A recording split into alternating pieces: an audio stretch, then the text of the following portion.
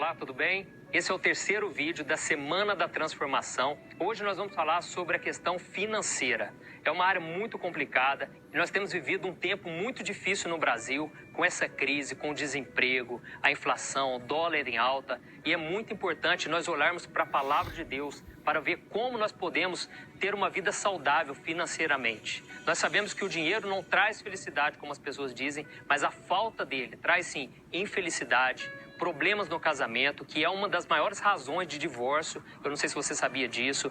E a falta de dinheiro acarreta vários outros problemas. Então nós precisamos parar com essa ideia de que dinheiro é do diabo, o dinheiro não é algo abençoado. A Bíblia diz que o amor ao dinheiro é a raiz de todos os males. Você não pode amar o dinheiro, mas você tem que entender que o dinheiro é algo importante. Sem dinheiro você não faz nada. Se você for no hospital que está com falta de recursos, seja por causa da corrupção ou por outros motivos, você vai ver que é um hospital que às vezes não tem remédio para a população. É um hospital defasado. E não é isso que você quer para a sua vida, sabe? Nós queremos um país transformado, um país saudável financeiramente. E para isso nós precisamos voltar para a palavra de Deus. E se você for a algum lugar onde o dinheiro foi bem aplicado, bem utilizado, você vai ver que as coisas funcionam, você vai ver que há uma estrutura, sabe? As coisas começam a dar certo. Então, nós precisamos ter uma vida saudável financeiramente. Eu não sei se você sabe, mas a Bíblia fala mais sobre finanças do que qualquer outro assunto. Isso porque Deus sabe o quanto é importante essa área da nossa vida e Deus não quer que você sofra desnecessariamente.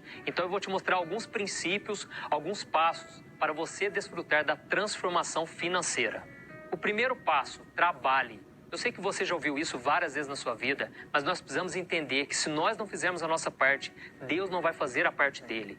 Jesus disse que se nós priorizarmos o reino de Deus na nossa vida, Deus vai nos garantir o suficiente para nós sobrevivermos, que é o nosso alimento, a nossa roupa, sabe? Mas nós queremos algo mais. Nós queremos ter algo para dar para a nossa família. Nós queremos ter um sustento, não depender da ajuda dos outros. E essa é a vontade de Deus. E por isso ele diz, do suor do teu rosto comerás o teu pão.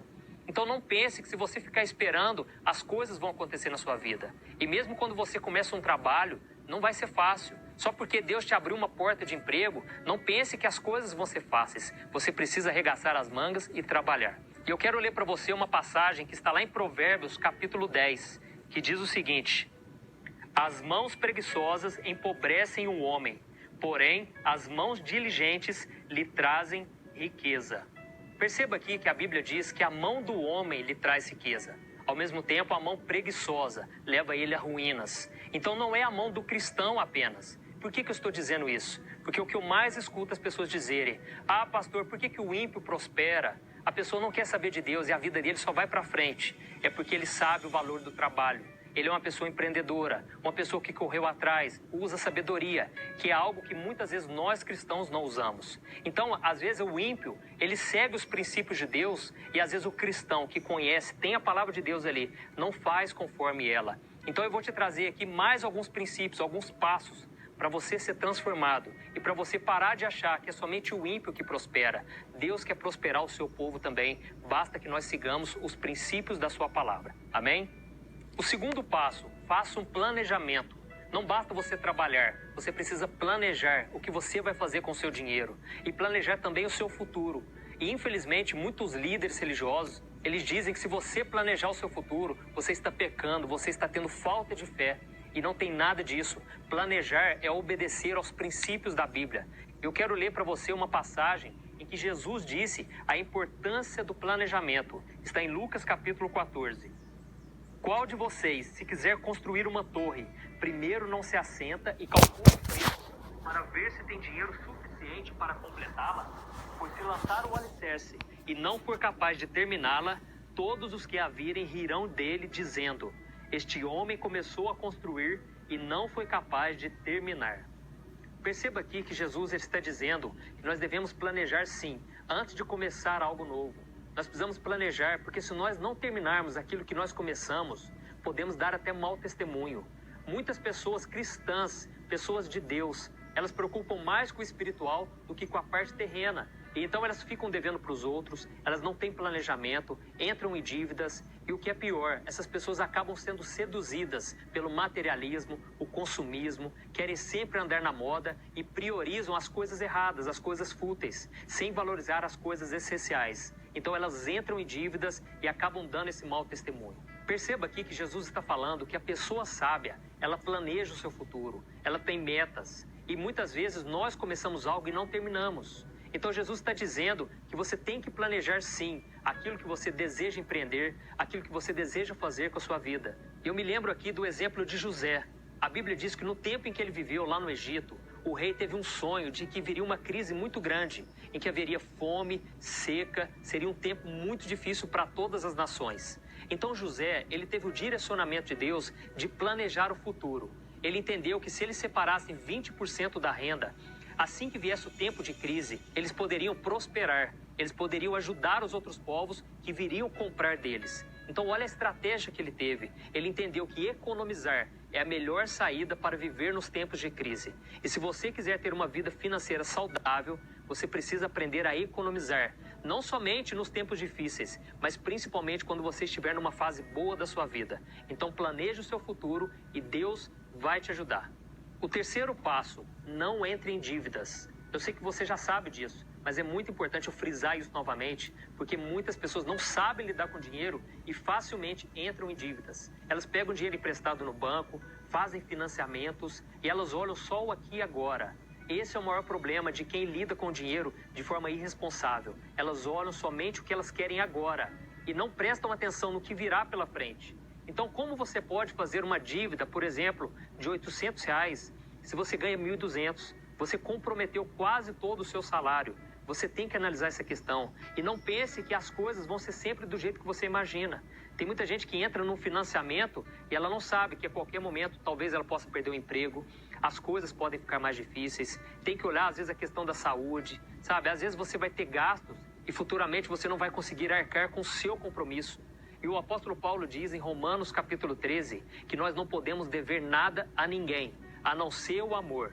Então, meu irmão, fuja das dívidas, faça todo o possível para você pagar à vista.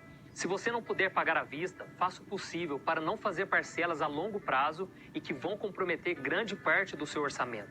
Tá bom? Então tome cuidado também com o cartão de crédito, sabe? Tudo que possa te comprometer e fazer com que você não consiga arcar com suas dívidas. Porque se você fizer isso, está totalmente fora dos planos de Deus para a sua vida. O quarto passo, seja generoso.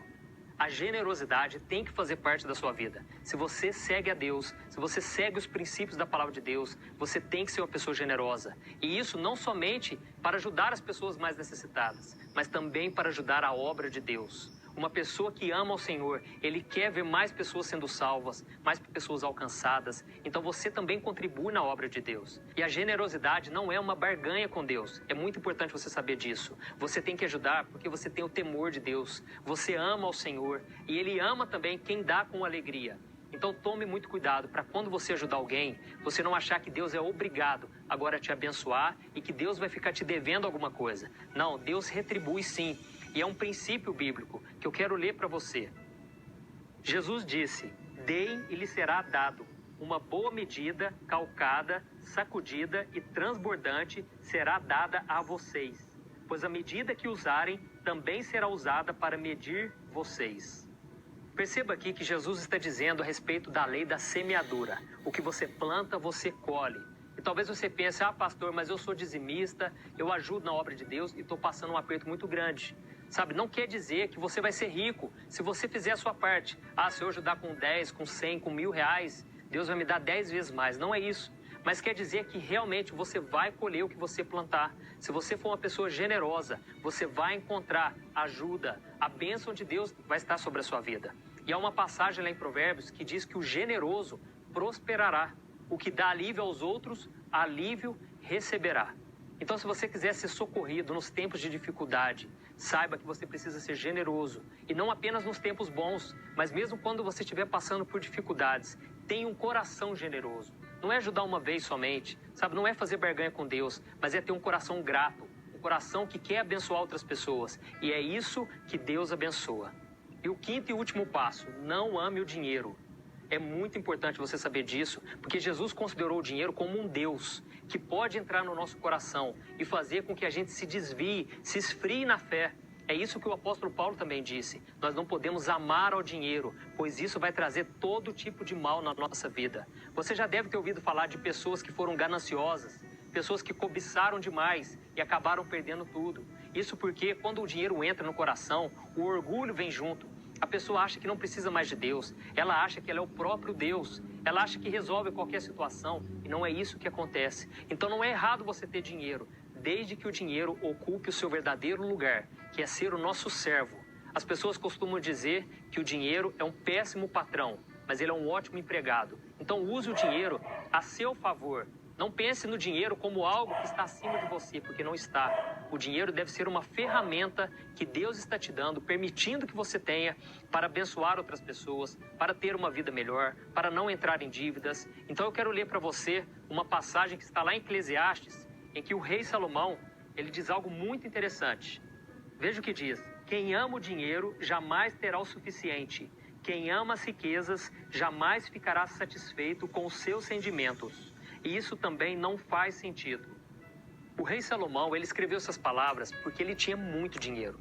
E ele chegou à conclusão que nada disso fazia sentido se nós colocarmos o dinheiro em primeiro lugar. Pois quem tem muito dinheiro e coloca o seu coração naquilo, a pessoa se torna pobre espiritualmente. E Jesus contou uma parábola uma vez de que um homem fez muitos celeiros para guardar as suas colheitas. E então um dia chegou a morte para ele. E Jesus disse: do que adiantou aquele homem ganhar o mundo inteiro e perder a sua alma? Porque aquele homem era rico de bens materiais, mas era pobre espiritualmente. Então priorize as coisas que o dinheiro não pode comprar, que é a sua saúde, a sua família, o seu relacionamento com Deus, as coisas que não vão passar. É isso que você tem que ter como primordial na sua vida, e o dinheiro vai ser apenas um complemento que vai te ajudar a realizar os seus sonhos, os seus planos financeiros, e Deus vai ser o centro da sua vida e você vai ser muito feliz em nome de Jesus. Deus abençoe.